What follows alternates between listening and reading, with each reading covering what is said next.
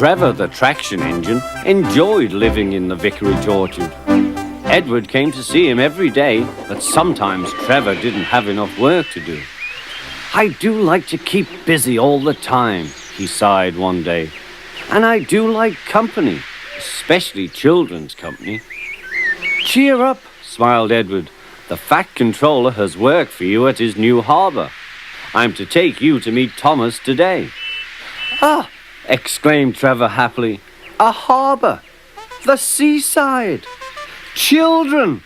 That will be lovely!"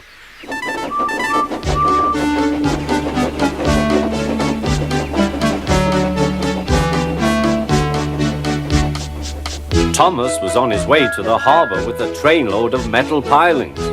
They were needed to make the harbour wall firm and safe. "Hello, Thomas," said Edward. "This is Trevor, a friend of mine. He's a traction engine." Thomas eyed the newcomer doubtfully. "A what engine?" he asked. "A traction engine," explained Trevor.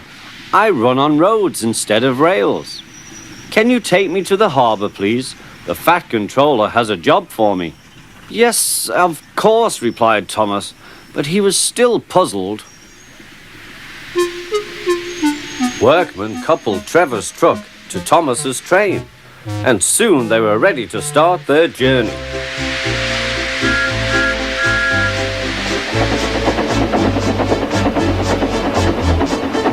"I'm glad the Fat Controller needs me," called Trevor.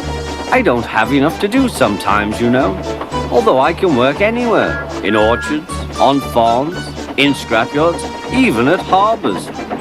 "But you don't run on rails," puffed Thomas. "I'm a traction engine. I don't need rails to be useful," replied Trevor. "You wait and see."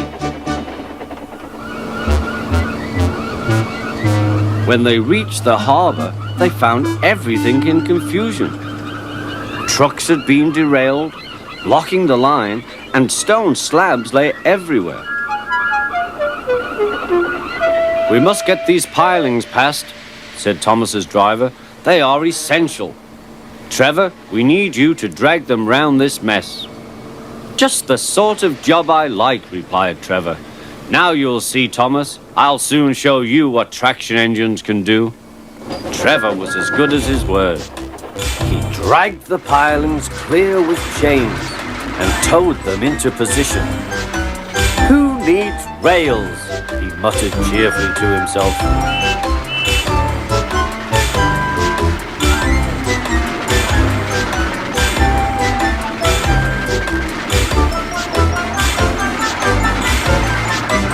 Later, Thomas brought Annie and Clarabel to visit him. Thomas was most impressed. "Now I understand how useful a traction engine can be." The coaches were full of children. Trevor gave them rides along the harbour. He liked this best of all.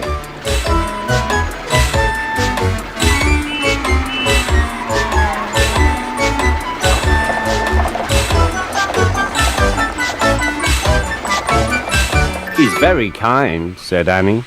"He reminds me of Thomas," added Clarabel. Everyone was sorry when it was time for Trevor to go. Thomas pulled him to the junction. A small tear came into Trevor's eye. Thomas pretended not to see. He whistled gaily to make Trevor happy. "I'll come and see you if I can," he promised. "The vicar will look after you, and there's plenty of work for you now at the orchard. But we may need you again at the harbour someday." "That would be wonderful," said Trevor. That evening, Trevor stood remembering his new friend Thomas, the harbour, and most of all, the children.